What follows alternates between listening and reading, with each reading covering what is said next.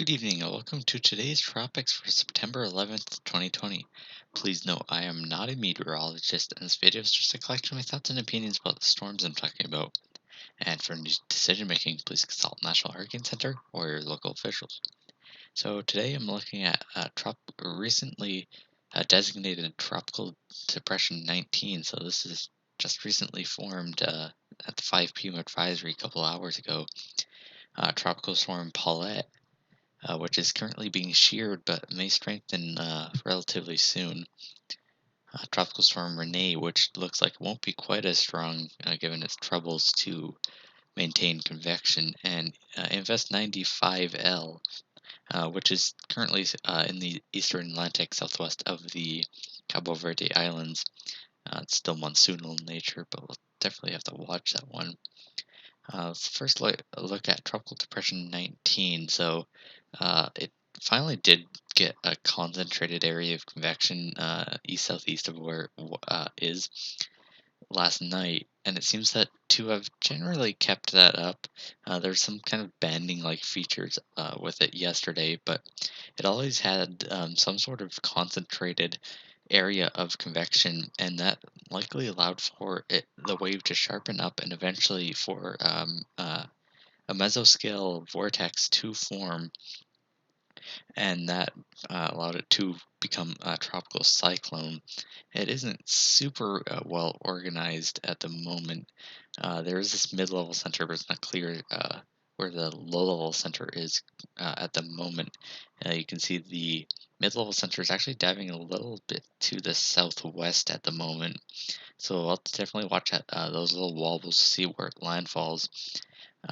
It's likely going to be heading inland into Florida relatively soon. However, it's likely going to be relatively weak because it doesn't have a whole lot of time to strengthen. But there's a possibility that it becomes a tropical storm, in which case we might need some tropical storm warnings for when it comes on shore. Other than possibly flooding wind or flooding rain and some wind with TD19, it doesn't seem like it'll be a huge storm for Florida, or mostly South Florida, where it's impacting. But it is expected to head off out into the Gulf of Mexico. And in there, you can see the conditions will be relatively favorable. There's pretty light flow aloft, and that will allow for some healthy outflow and convection to continue over the warm waters. So it's expected to strengthen near hurricane strength. It's possible it could become a hurricane before it makes landfall on the northern Gulf Coast. So definitely watch that midweek when it starts heading inland. Now, as for track, it's likely going to continue heading generally west-northwest, but it is going to get picked up a little in latitude by this break in the ridge here. You can see it's probably not going to recurve because the recurving kind of winds are too far to the north. Instead, it's probably just going to head west-northwest to northwest on the near the western end of the ridging, and then head inland. So it's relatively easy for track forecast, but there could be little wobbles this way or that way. It's hard to tell those little wobbles. It's likely to head into the Florida coast, likely tonight into tomorrow morning, and by tomorrow afternoon it should be offshore on the official National Hurricane Center forecast, and you can see a little bend a bit more northwest, but it should maintain generally west-northwest heading as it likely impact or hits the coast somewhere around the northern part, but there is track error about 3 days out. So definitely something to watch. We might need some hurricane watches eventually as it comes near shore, and there might be some risks as it comes in, but it is a little early. So definitely keep a wary eye on this if you are on the northern Gulf Coast for the moment. Let's take a look at Tropical Storm Paulette. Now, it actually was found to have stronger winds at 55 knots with an ACE-CAT pass yesterday, and that is likely due to the very deep convection over or not quite over, but near the center. And so it is actually stronger than expected. However, it is still shear, and you can see the low level center kind of poking out to the south. So it is still getting shear, and that's going to keep it from really developing a whole lot in the next little while. But the shear is expected to reduce, and you can see it kind of trying to intensify in spite of that shear. We saw that earlier yet to this morning with it trying to rotate some convection down or up shear, and so that is a sign that shear is starting to get a bit lower, and that might mean some more earnest strengthening coming soon. Recently, we did see an outflow boundary. It's around here. It's decaying now, but that came out and pretty much exploded from the storm. So that might have, or that led to a bit less deep convection. It's rebursting now, but it's probably decayed this mid-level eye-like feature that we had early this afternoon. It's about 6 hours ago when it found this, and it's likely that this is decayed some because of that upper or lower divergence. But we'll have to see with newer microwave passes. Looking at a water vapor loop, you can see that the upper low that is near Paulette is cutting off now, so you can see it spinning around here.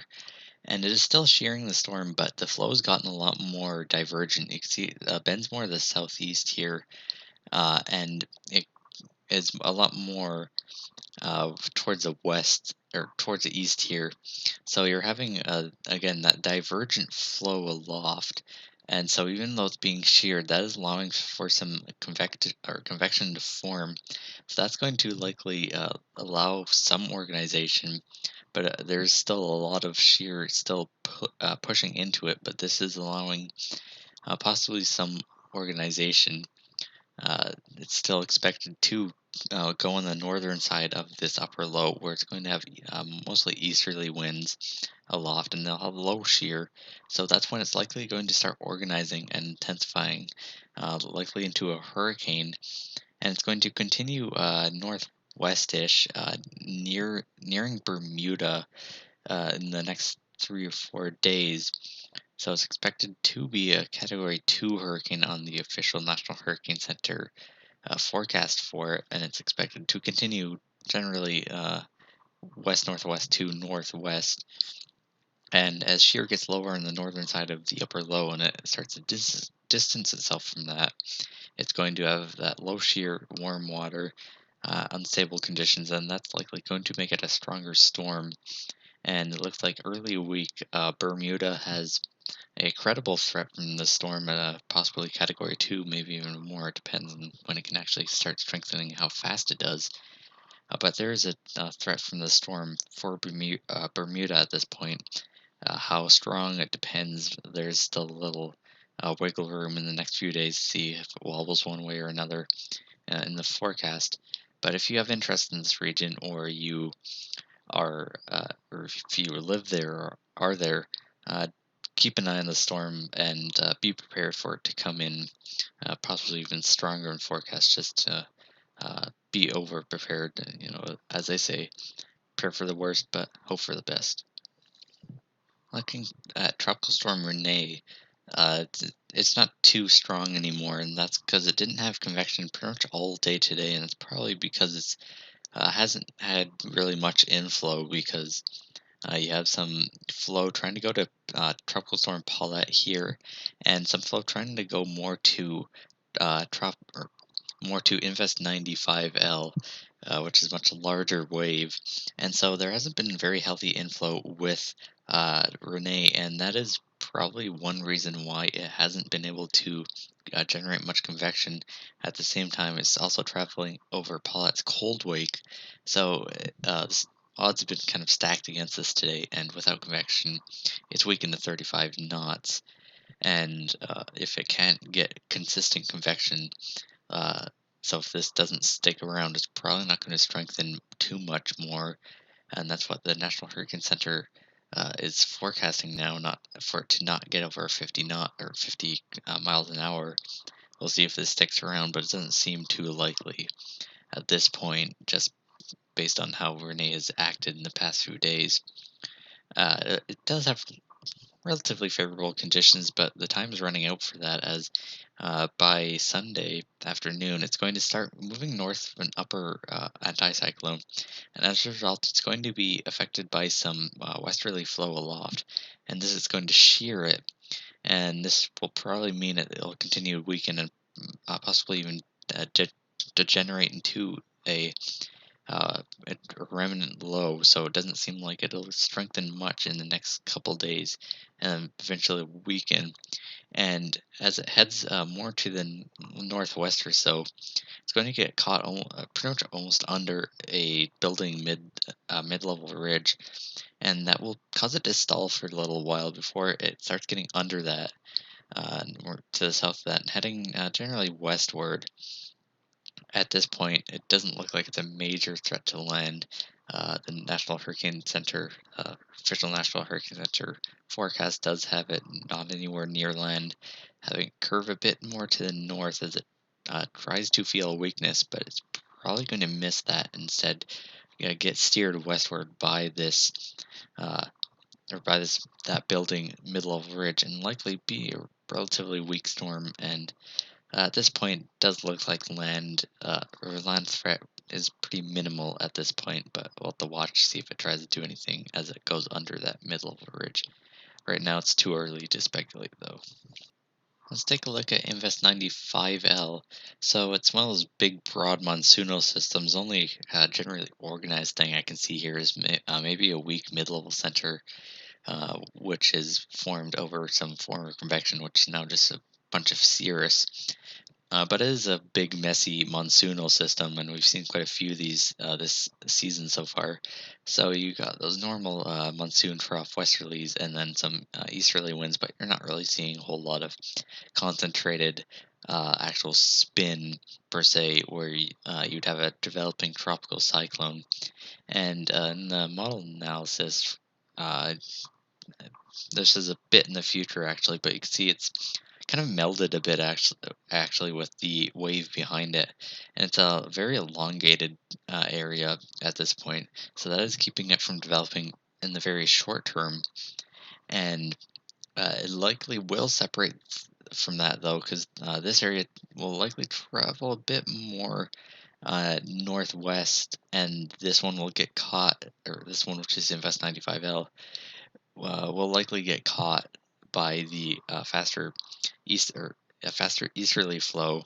We'll have to see when it develops and where it develops, because that is very important, because again, the flow is generally strong from the east towards the lower levels, but as you go further up, the flow is a bit slower, so you'd have a slower storm that is more susceptible to recurving, because it is September and you're getting troughs that are a bit more powerful digging down now. And so if it is stronger, then it'll likely feel those more so, but a weaker storm would travel more west. Right now, there's some consensus in the guidance that it tries to form in the central Atlantic and then starts feeling this weakness in the ridging, and that turns it away from the islands. But it is quite early, and this is pretty uncertain because it is a messy wave, and sometimes there's surprises coming out of there. So there's a lot of time to watch. But if you are in a lot of the Lesser Antilles or Puerto Rico, definitely keep a wary eye in the system in case it does travel a bit more to the west and misses that troughing, because there could be a storm headed into the area. Conditions aren't too bad, so it might develop into a relatively strong storm down the line.